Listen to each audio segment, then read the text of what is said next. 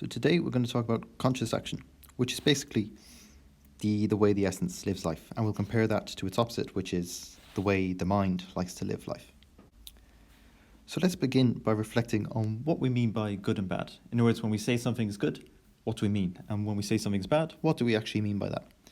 So in this school, we teach it like the following. Good is everything which is in its place, and bad is everything which is out of place. For example, here we have fire. Fire, which is when it's in its place. For example, if we're using it to cook, or using it to keep us warm, or using it to light the way for us, obviously that's very useful, and we'd say that's very good. But if fire is out of its place, perhaps it's burning a house down, or maybe it's burning through a forest, or maybe it's burning ourselves, then in those moments, fire is certainly bad. So we'd say fire is good when it's in its place, and fire is bad when it's out of its place. We can say the same for water.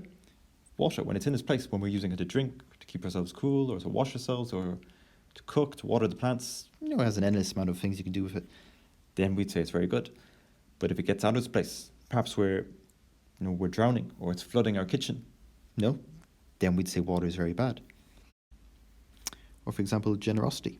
If we were to show generosity by giving, food or money or shelter to people who actually need it, then that's fantastic. But if we were to very generously give alcohol to a baby, well then it's not so good. We can say the same for everything. Making jokes is fantastic. But what would you say of someone who made jokes at a funeral? Then it's completely out of place, and then it becomes bad. Or if, a knife is fantastic in the hands of a chef, but it's terrible in the hands of a child. It's everything. Nothing in itself is just bad, and nothing is just good. It's all about if it's in its place or if it's not in its place. So example, what about thinking? Let's look at that. Would we say it's good, or would we say it's bad? Again, like we just spoken about, thinking is perfectly well when it's in its place, but it is bad when it's out of its place. Let's say we were to have to prepare a presentation, or we'd have to manage our finances, or we have to solve a logical problem, or a lot of the stuff we do in work. The mind is fantastic in these places. It works very well. But when the mind is out of control, it's when we're constantly dreaming, constantly thinking about the future, or thinking about the past, or thinking about things which have nothing to do with what we're actually doing at that moment. In other words, when the mind is completely out of its control, then we can say it's out of place. And then this is when the mind is a problem. Because as we've been speaking about before, when we're always thinking, when we're always dreaming, when we're never actually there in the present moment, this has the horrible consequence of just destroying our essence, from never actually allowing it to grow. So the mind isn't bad, but when it's out of control, when it's dominates our lives, when it's functioning from moment to moment to moment for 24/7, then it is a problem. And that is what we have to take care of. So in these classes, with the practices, we're trying to create disorder. It's not that we're against the mind or that it's not useful for us, but when it's functioning all the time, then that is a problem we have to take care of. So this talk is about conscious action. So let's see the difference between conscious action and thinking. Thinking is when we think ahead about the thing before doing it. In other words, we plan ahead. Do we see, is this thing good or is it bad? Do we want to do this, or would we rather do something else? Could this happen? Might this happen? In other words, we start to think about the thing a lot, and we start to analyze it a lot. Conscious action is when we just do it. Instead of thinking, is it good or bad? Could this happen? Might this happen? We just do it. Here, we're not so much using the mind or the thought. We're using the essence. From moment to moment, we just do the thing, using our qualities, using our perception. So we could say that the way of thinking is related to the mind, and that the way of conscious action is related to the heart and to the essence. So we'll look at some examples now to understand this better. So let's say we have to go on a long journey. Have you ever noticed, if maybe you have to go somewhere long, or if you have to do a project or a lot of work, if you ever think beforehand how long it's going to take or how much work actually has to be done, well then all of a sudden it becomes very difficult to do. For example, I remember if I was a kid and I had to go to the shops or just somewhere to pick up something. If I started thinking about how long it was going to take, about all the streets I'd have to go through, about all the things I'd rather be doing, or the fact that it's cold outside, well then it'd be, I'd have to drag myself to do it. It'd be a big problem. But if instead I just simply did it, instead of worrying about how long it's going to take or what I'd rather be doing or what I might face, if it's cold or not, I just simply did it, then there'd be no problem. In fact, I would enjoy it very much. It's the same in everything. Whenever we think ahead about doing something, we put all these mental limitations on us that make the thing, much more difficult than it actually has to be. example, here's another one. I remember, that was not long ago, I'd have a lot of cold showers just to try and toughen myself up a bit. But I remember the first time I tried to do it, I was standing before the shower, the cold water was there, and I started to think about how cold it was actually going to be, how much shock I would face, how cold I'd be afterwards, and how much I'd love to have, a nice hot one instead. And so then, of course, I couldn't do it. It was too difficult. The mind exaggerates it and seems very difficult. So I just turn on the hot water and there we go. But the next day, I decided no matter what happens, I will do it. I will have that cold shower. And so I went. And even though the mind started to, want to think ahead about what it's going to feel like, as an order, I said, no matter what, I'm not going to think about it. And I just simply, from moment to moment, without a second hesitation, just went in. And then there's no problem, because it's very easy.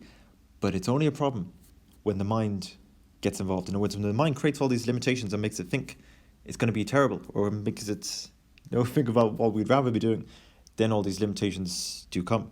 But when we simply act, it's before the mind can put all these limitations on us, then our possibilities are much greater, because all these worries or concerns, which they're not real, they're just in the mind, they no longer exist. It's like if you ever go to the beach and some people just run straight in, even though it's the water's freezing. You just run straight in, you get it over and done with, and it's fine.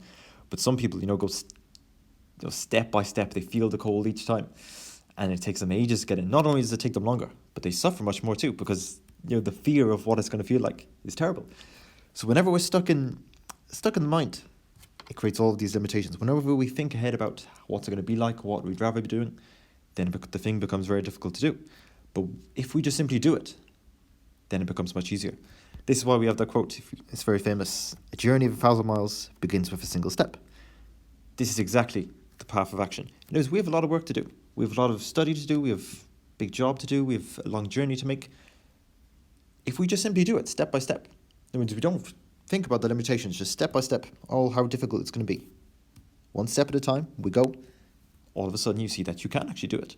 But if we think ahead about we're not capable of doing this, or we'd rather be just doing something else, or it's going to take ages, it's going to be very difficult, then already that's where we stay. Because all of these limitations on the mind come on top of us, and then it becomes too difficult for us to move forward.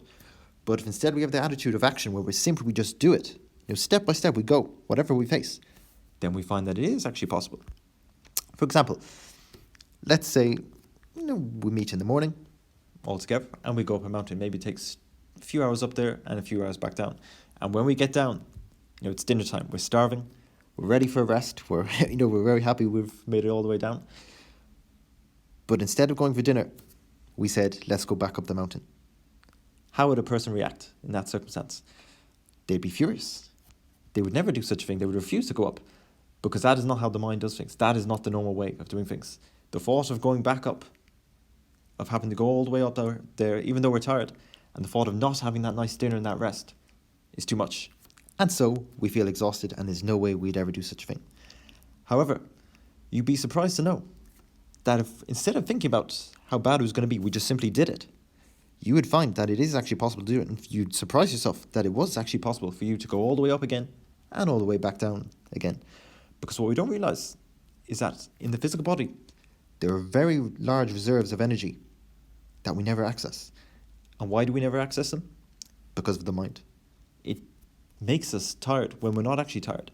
Have you ever noticed how, as a kid, if someone told me to, do the dishes or do the hoovering or do any job, and I'd rather do something else, all of a sudden I'd feel exhausted. I feel tired. I'd have to drag myself to actually do the thing, and it'd be very difficult.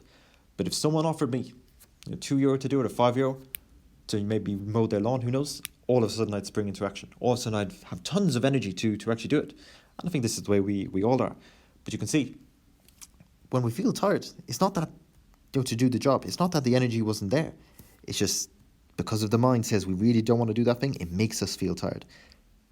Most likely, whenever we feel tired, it's not actually that we're tired, it's that the mind makes us feel tired. Let's suppose we go to work for 8 hours or 9 hours, and we come home. Normally we'd feel exhausted, and we'd start to rest with the TV or who knows what. But you'd be surprised to know that even though we feel exhausted after work, it's not actually because we are exhausted, it's because the mind's telling us, look, we've done all this work, we deserve to rest, we always rest, this is what's normal to do. But in actual fact, there's still large reserves of energy waiting to be used, we could say we use about 5% of the energy we actually have. If instead of worrying about all these things, always allowing the mind to interfere, to make us feel tired, if instead we just acted, we'd see we had a lot more energy to actually do things. It's like I would say a normal person sleeps maybe 8 hours a day. But the truth is, we could all function perfectly with 4 hours, 5 hours, 6 hours a day, sleep a day, no problem. But what happens if a person who sleeps 8 hours every day wakes up and he's only had 4 hours or 6 hours sleep? As soon as we wake up in those circumstances, we start to think, I didn't have this much sleep. I'm going to be tired today. I wish I rested more. I'd much rather stay in bed. And so we feel exhausted because the mind is telling us we have to be tired. But if instead, even if we only got 4 hours of sleep, we immediately got up out of bed, ready for the day. We forgot the fact that we didn't sleep a lot or we have a lot of work to do today. We just simply got up, ready to do it, step by step, like we said. Then you'd be surprised to see that you feel just as you always do. In other words, the energy is there. Because the only reason we don't access this energy is not because it's not there or we don't have it. It's because the mind puts all of these limitations on us that prevents us from actually doing things. It makes things, it exaggerates things. It's like, let's say we have to practice maybe an instrument or maybe go to the gym or any hobby you like to practice. Let's say you're someone who practices 30 minutes a day, which is very good. And then someone proposes the idea that today you will practice 3 hours, 6 times what you normally do. Obviously, the person's going to get a shock. They would never imagine, 3 hours of practice, in a row. And we'd start to think ahead about how terrible that would be. We'd much rather be doing these other things and we're going to feel exhausted or we'll feel bored after a while or we'll feel tired. However, even though we're used to doing 30 minutes, a day, if the person just decided, I'm going to do it, I'm not even going to think about how long it's going to take or whatever I would be doing, I just simply do it, then they would find they could do it easily. And if they just decide to do another 3 hours straight away after, they could see they could do that too. Because they're moving ahead of the limitations of the mind. All of these limitations we have, they're not actually real. They're just in the mind. The mind exaggerates everything. It's like if you've seen the episode of The Simpsons where Bart, he's in school and he's waiting to get home. And so he looks at the clock and there's like an hour left. And so he complains there's an hour left. And so a little while later, he looks at the clock again and it's gone backwards. And of course, obviously, it doesn't go backwards. But the mind makes it appear that way. It makes it feel much longer than it actually is. It makes the thing seem much worse than it actually is. But these are all the limitations of the mind. And these limitations are in everything. Let's say for us, we want to do something, but we're worried about the way people think about us. Again, those are just mental limitations. They're not actually real. They're only in the mind. Or let's say we want to do something else.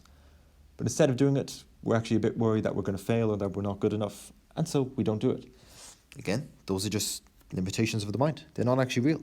If cooking for us is a problem, or if doing the dishes is a problem, in other words, it's something we don't want to do, it's something that we wish we didn't have to do, those are all just things in the mind.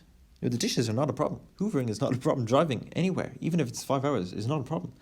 But when we're stuck in the mind, in other words, when the mind exaggerates things, in other words, thinks about all the things it'd rather be doing or the fact that it doesn't want to be doing that, then that's when all the problems come.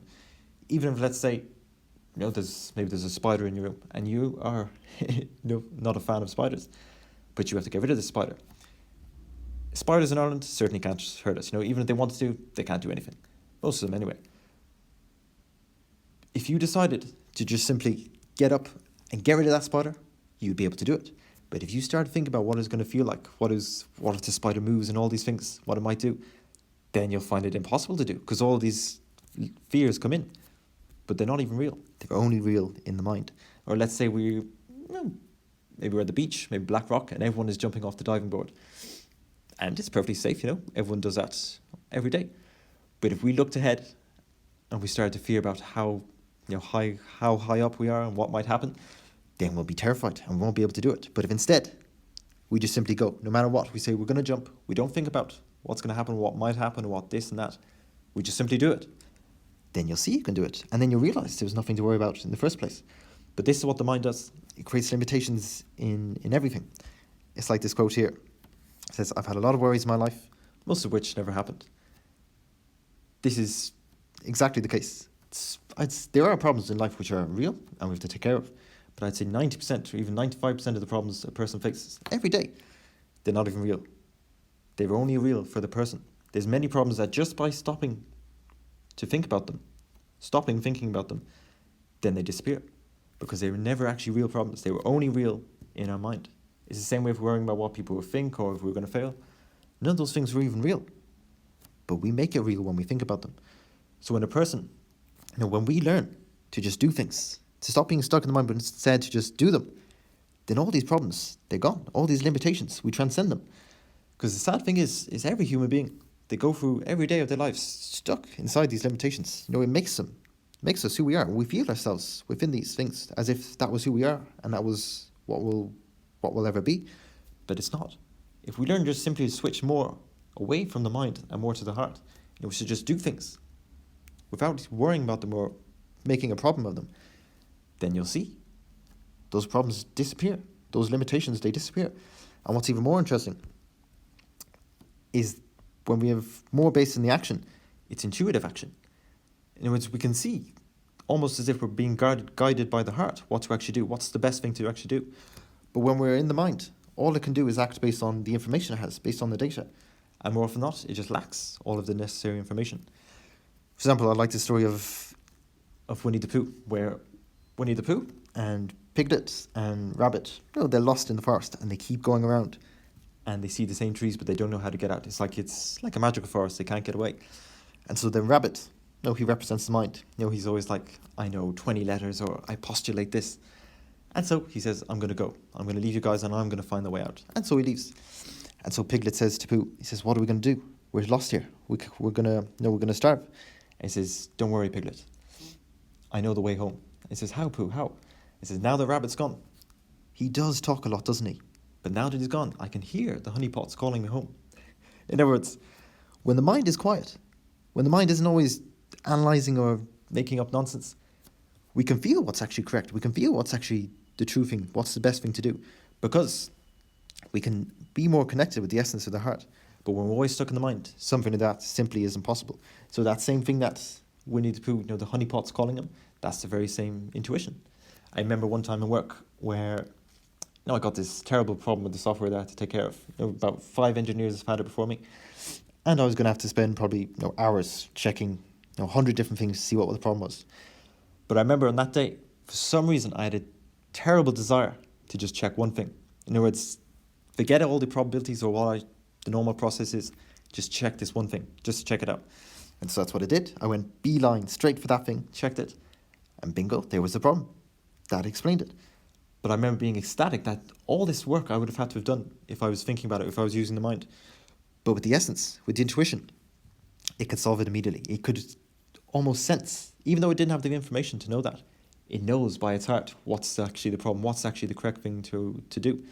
It's like, if you've ever seen this movie, The Last Samurai, where Tom Cruise is he's trying to be a samurai, but he keeps on losing. Until one of the other samurai says to him, he says, too much mind, you use too much mind. No mind is what you need. And so, then later on in the movie, he keeps on losing, but then he tries that. He says, okay to himself, no mind, no mind. And then before he even begins to fight, he starts to, he can already predict the movements of his opponent. In other words, he sees already how is his opponent going to react. In other words, his intuition is telling him what's going to happen. And then he gets the victory, or he gets the draw, whatever he gets. But the point is when we're in the action, not the mind, we're faster, we're more intuitive, we're stronger, we're better in everything we do.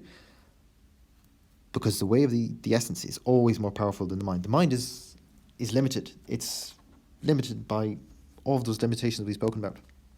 But the essence, no. The essence can do much more. Even if you think of Einstein, who was known for having a very great mind, he even says himself, all of his discoveries were based on intuition. In other words, he had an idea or a feeling that this is the way physics actually is, or this is the way the world actually is. And so then he would investigate it. And of course, he'd use his mind for the maths and the formulas. But the thing to actually check, what to actually investigate, he would say it was entirely his intuition guided him. He said that was the most important thing that he had. So it wasn't the great mind that made all discoveries. It was his intuition that allowed him to do such a thing. And what's also interesting is that action, or conscious action, is novel. In other words, it opens us up to novelty, to new things. We'll try a quick practice, actually. Just for 2 or 3 minutes, or how long you like. What you can do is you can pause the video, and whichever room you're in or wherever you are, look around the place. And at everything you look at it as if it was the first time you'd ever seen it. In other words, No labels of the mind or associations, just simply see it, as if it was the first time you'd ever seen it. Really look at it to see, with novelty, what it's actually like. So you can try that now. Pause the video, and for 2 or 3 minutes or however long you like, try that. Look at everything in the room, as if it was the first time you'd ever seen that. So you can pause the video now. So if you experience that novelty, or you have some idea of what it was like, Then that is exactly what the conscious action is. In other words, that's how the essence is. It sees things new. even if we did the same thing or we went to the same place, 1,000 times. for the essence, it's brand new. It's delighted to be there, as if it was Novel. It's like if you ever, a dog. You could walk a dog in the same place Again and again. But every time they're delighted. they're fascinated by what they see. They're ecstatic. They're running all over the place. Whereas, As humans, when we go to the same place, so we just start to think about other things. We don't even care what's in front of us. in other words, we're not even open to novelty. But when we're based in action, everything is new. Every day, even if we do the same thing, is fantastic because it's a whole new experience. Even though we've seen them before. It's a wonder to see them. Because we could say, walking is incredible. The sun is incredible. The stars are incredible. The plants are incredible. Even the food that we taste, It's very interesting, all these impressions that we get. But when we're based in the mind, all those things are just boring. In other words, they're just mundane, just routine, habitual things that just aren't important. because what the mind likes to do is says, that's a sunset, that's a star, that's, a human, that's a dog. And then it thinks it knows everything about it, and we never even look into it anymore. But when we discard the mind in that sense, And we just see as we perceive from the essence. instead of labeling things, we just perceive it as it is, then everything is incredible No, then life is really, every day is something magical. because we're alive. But when the mind is involved, then it's not the case. Everything is just... It's just is a habit. So the mind has to be overcome. The action is so important. Not only does it make us strong, not only does it overcome our barriers, not only does it make it intuitive, But it makes the day alive. It opens us up to novelty. Those are only just a handful of the things, the comparison between the mind and the action. but when we're based in the mind, we are very complicated people. It makes us, weaker. But when we're based in action, our potential is much greater. Of course, we're talking about potential in these classes. And one of the best ways to change our potential is to shift. It was a great step to shift from the mind to the heart, to the essence like that. So how do we practice conscious action? I'm sure you can guess. The self-remembrance. Learning to live from moment to moment. Concentrating ourselves on what we do. This is the practice that we need to learn how to be based in the conscious action, to be based in the essence. Because this is the practice. That makes our essence strong. As long as we're always dreaming, Our essence is very weak. But as we learn to concentrate ourselves and to live from moment to moment, then our essence becomes strong. if you think, how do you get rid of darkness? By creating light. We do the exact same thing here. To get rid of the darkness of the mind, we burn that fire of the light, which is the essence. And we do that by learning to remember ourselves. If we were just simply to fight against the mind, We'd always lose because it's been functioning for decades. It's very strong. It's been practiced. our whole lives. If we try to fight against it, we're bound to lose. But if we strengthen the essence first, in other words, we make ourselves strong, then afterwards the mind is like, A mouse compared to us. so if we ever want to get rid of darkness, we create light. We do the exact same thing. To get rid of the mind or to overcome the mind, We create the light. of the essence. We make the essence strong. And to do this, we do the practices. Like we saw last week, we measured the The time and the frequency and the amplitude. This is what we have to work on. We have to work on remembering ourselves, concentrating ourselves more often, for longer periods of time, for a deeper state of consciousness. These are the things we have to exercise. And of course, we know we get better at this through practice. Practicing, for example, like with all the practices we said before, listening to music and knowing we're listening to music, going for a walk and knowing that we're walking, instead of being lost in the mind, knowing that we're actually walking. If we're holding an object, Knowing that we're holding that object. if we're looking at the place we find ourselves in, knowing that we looked at that place, instead of dreaming about other things, we know we're actually looking at there. In the same way we just did with the practice where we see things as they're brand new, That's a very useful practice, to keep ourselves in the moment. to exercise the essence, so it starts to use its perception. Those are the practices we need to work with. It's like we said in a previous lecture, These talks now are more informational and afterwards will be much more practical. but now is the time to start practicing. When we really, every day we work even just a bit of those exercises or those daily habits that we do, or all those things that we like to do, trying to do them consciously. then we start to make a great step. Then we start bit by bit to shift away from the mind and towards the essence. So as a homework, again, the practice, we just explained it. The practice makes the master. That's the best homework we can always do. Those practices we already explained, continue with those. What else we can do this week actually is we can do a bit of reading. So what I'll do is we'll send you on a chapter from a book we have, which supplements this topic very well. It's from an author named Samuel Envoyeur. In this school We use many different authors, but this author, his teachings are the most precise. We use his very often.